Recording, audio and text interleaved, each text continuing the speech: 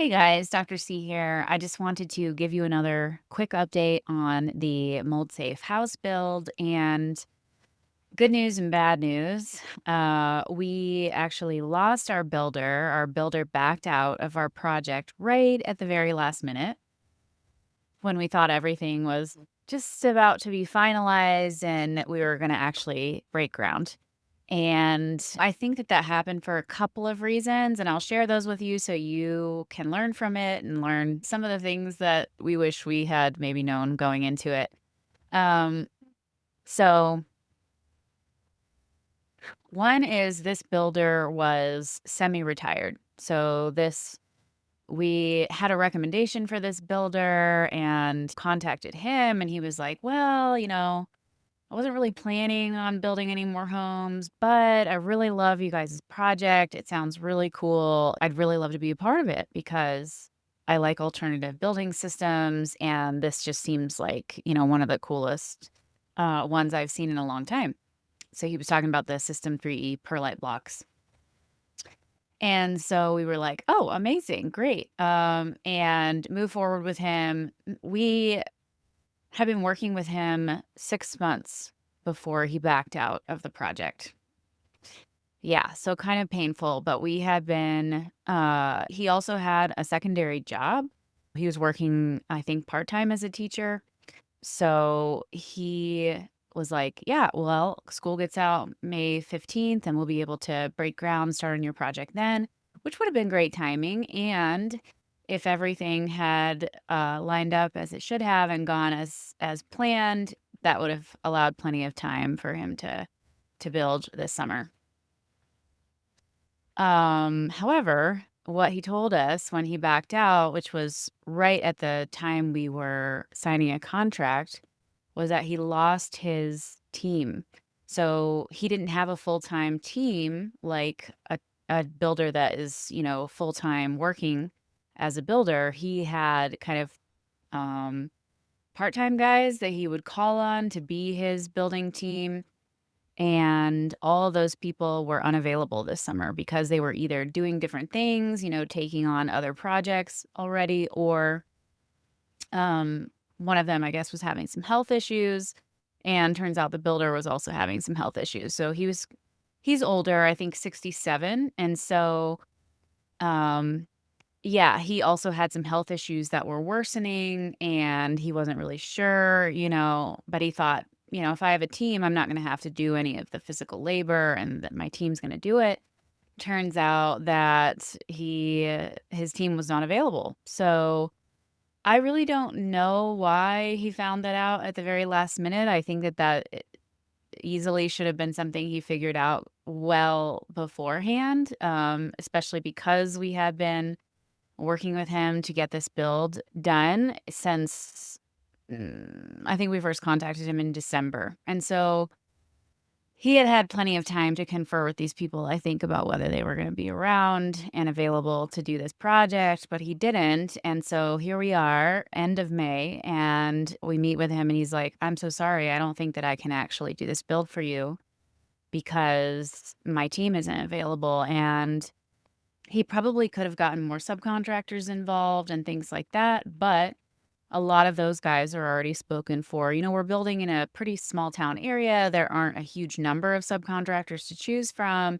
And there are other builders who give those subcontractors a lot more work. So they tend to get priority with those subcontractors and already have projects underway with them. Right. And so he was like, because you guys are building with a loan and that loan wants this to happen on a particular timeline. And he was like, and I don't have any dedicated team. I don't think I can do this on a particular timeline. And so I don't think I can really fall in line with the requirements of the financer. And yeah, so all in all, we were shocked at the moment that this happened and obviously very disappointed. But some of the things that we learned from it are, one, work with a builder who is doing that full time. Don't work with somebody who's semi-retired. Don't work with somebody who doesn't have a full-time team that they pay consistently because this can happen. They can lose their labor force on a dime because that labor force is not employed, so they can go take other jobs. So those are two really big things. And I think the third thing is, if you are working with a loan, if you are financing your build with a lender, that lender does have specific requirements in terms of they want everything to be on a schedule. They want you to disclose what that schedule is up front. They want the builder to supply that. And they expect them to, within reason, stick to that schedule. And this builder, because he didn't have his team anymore, he was like, I don't think I can even set a schedule. He was like, I won't even know when I'll be able to have access to the subs that I need to complete each step. Yeah, so I think it was more complicated because we are doing this through financing. And then I think the other main reason that he backed out is because we waited with him. We don't really know what we're doing. This is the first time we've worked with any builder. And we didn't negotiate the contract terms up front. We didn't even know what his contract was like until the very last moment. And I guess that's his typical way of working, but I don't think it's typical for really professional builders. He was doing all this work for us to help us estimate the cost of the build. Granted, he wasn't getting super detailed with it, which was a concern of ours. But he was, contracting subcontractors and getting quotes from them and looking into the costs of certain materials for us and things like that to put together the bid for the lender. And he was doing all that work without us ever having signed a contract with him, which we were like, wow, this is unusual and kind of in our favor is what we thought. Um, but it turns out that's not a great idea, actually, because you want to know what kind of contract terms that contractor is going to want at the point they're going to want to build, right? Otherwise, you've kind of wasted all that time, right? He did all this work estimating all this stuff for us. And then now that he's backed out of the build, we have to do that again with another builder. So that was a huge waste of time. And so when we actually got a contract template from him, it was very minimalistic. He wanted to do a cost plus contract, but he didn't really want there wasn't really any protections in there for us, which means basically an open budget. Which, if he had been a contractor that had been really detailed in his estimates and really line item by line item, we could be really confident in his estimate for the build, that might have been okay. But in this instance, that wasn't what was happening, and we were really very nervous about it. So we came back to him and we were like, hey, we'd like these extra clauses in there that are, more protective of us. That, as an example, set a cap on what we have to do this build. And also we put some things in there that basically said, like, we need you to finish this on a timeline because that's what our lender wants. And yeah, when he met with us and told us he was backing out of the project, he was like, I never have those kinds of terms in my contract. So basically, his contract was just like, here's the scope of the project, here's what I'm going to do for you. Here's when I think we might be able to get some of these things done, like a optimal schedule, we hope. One of the terms in there that was really great and that we really appreciated was, if I think I'm going to go 3% over budget or more on any particular category of the build or total, I will let you know before that work gets done so we can decide what to do if we need to adjust something. So that was good. And then there really wasn't any detail about the financial aspect of it, about how payments were going to be made, lien waivers, things like that. There was very little detail about that. So I just want to give you guys a tip.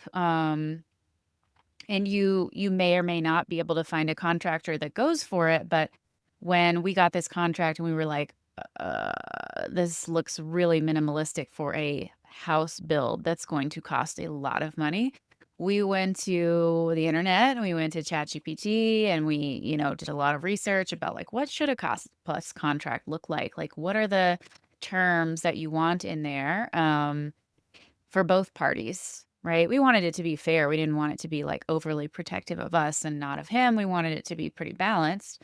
So we looked into that and we ended up finding a cost plus contract published by the Washington Bar Association. So, it was a legally sound contract. And they were like, we're publishing this because we've just seen so many horrific lawsuits over cost plus contracts that were not sufficient and that did not protect the parties as they need to. And it led to horrible legal implications. So they made a template for that for Washington State and published that. So we basically used that when we came back to him when we were like, "Hey, we found this template, and this is what we would like the cost plus contract to look like." And, as I said, he didn't go for it, but at least you kind of know what is considered an optimal standard. I wouldn't say an industry standard. As you're hearing, I think a lot of cost plus contracts are written in favor of the builder. That's the whole reason for a cost plus contract, so that he doesn't have to stick to a budget, which, to be fair, I think can be really difficult in these times, right? Like during COVID, we went through 25% inflation overall, right? And that's continuing to happen. Inflation is continuing. The Iran war is leading to gas prices going up, diesel prices going up, which is, of course, affecting the price of all kinds of materials that need to be shipped to where you are. So, to be fair, I do think that it's difficult for them to make a super solid estimate that doesn't change over the course of a year. Let's say your build takes a year. I think that a lot of things may change in cost even in that course of time. So I do want to acknowledge why builders feel like they want to go with cost plus to protect themselves. But I think that when you go with cost plus, you need to have some protections for yourself as well. So, anyways, that's what happened with that builder. Those are some lessons that we learned. Now that we're starting with a new builder, we're realizing actually, yeah, you should talk about the contract up front. You should see what their kind of terms are going to be and make sure you're comfortable with that before you go all the way down the road of getting estimates and things from them. The downside to signing a contract up front is that usually means you are going to be paying for all of that estimation work. But as I understand it, that's actually really normal. And the builder that we have just signed a contract with is going to do that. They're going to charge us for re-estimating the cost of the build because even though they're in the same area, they use different subcontractors for certain things. They were like, "Yeah, we don't really like to use the subcontractor that person used. We don't think they've done some bad work for us in the past, blah, blah, blah." So they want to use different subcontractors, and that means they need to get their own quotes for various things. And they also were like, "We are going to do a way more detailed estimate for you. We're going to go way deeper into line item by line item, how much everything's going to cost so that you can feel really confident going into this build about whether you're in budget or not, or whether we need to adjust some things before we start the build. So there aren't oopsie surprises later, at least that are within their control, right? They can't control inflation and gas prices and diesel prices and all that stuff. So, there's still that. But it will allow us to know for sure that we're building in a big enough contingency that even if gas prices do go up and diesel prices do go up, that we should still be able to afford the home as long as those prices go up within reason. So we're starting over with this builder, and they are going to charge us $75 an hour to do the budgeting portion of the work. And then this contract basically has in it that if we get to the end of the budgeting and we can't adjust the budget as necessary to get within the range that we want to spend on the house, that we basically have an out at that point. We don't have to continue working with them. We're not obligated to continue the build. Which means that we pay for the budgeting phase up front, not out of the loan. However, we do feel really a lot better about this particular builder because they are full-time, they have a full team, because they work on a lot of projects at all times and they have a full team. They can do things pretty expediently. The whole process so far of getting started with them has been really expedient. And so that's a good thing because we obviously really wanted to start this build this year. Finish it would have been nice, but now it's starting to look like that may not happen. But the sooner we can start, the better for us. And so I definitely think they are going to be far more efficient in being able to make that happen now that we're having to start over. And because they're going to do the estimate in a far more detailed fashion, we're going to be able to make better choices about how we want to go about certain things. So if we hit our budget cap and we're like, no, no, no, I think we need to adjust some things about the build to get within budget, we're going to know exactly what things we can adjust in order to get back within budget, which would have been pretty challenging with the other builder because he was just making these really blanket estimates as an example. So he had a line item in the budget that was kind of like, this is the cost for the entire footer, stem wall, insulation, vapor barrier, slab, etc. And that was all one category. So we didn't know how much each part of that was going to be, or if there were any cost saving measures we could do with that, how that would change anything. And so, yeah, I think that having a more professional detailed builder is going to be great. We did also sign a cost plus contract with this builder. It definitely had some protections in there for us. It wasn't as detailed as the Washington Bar one was and, as detailed as we may have wanted, but it was definitely more than the first contract. And as I said, we have an out before we actually start basically the second phase of the contract, which is the building phase. Before we started this process of learning about builders' contracts and learning about cost plus contracts, we didn't really understand how the payments worked from the lender to the builder. And I think there's still plenty of things we don't understand about that. However, there's this whole process with liens and lien waivers, and that is usually detailed in the contract because you don't want to end up with subcontractors not getting paid by the builder and then there being a lien on your house. That is a important process, I think, to learn about. Um, and then the other thing is when you do a cost plus contract, the builder needs to have excellent documentation of everything they are doing, every material invoice, every subcontractor invoice, their own time, and whether that be their own team's carpentry time or whatever else, that needs to be documented meticulously because there's an open budget essentially on the build. And so if you don't receive that from the builder, then you have no idea whether they're just padding the budget for themselves, right? Whether they are charging you for work that isn't being done or a material cost that actually wasn't the real material cost. And so you need all that documentation. And I think that may have been another thing that scared off the other builder is that we wrote in, this is a necessary part of the contract for us. You will provide us that documentation with every payment invoice to the lender. And this person, love him. He was a very good guy. We still, are like, we would be friends with him. He's a nice guy.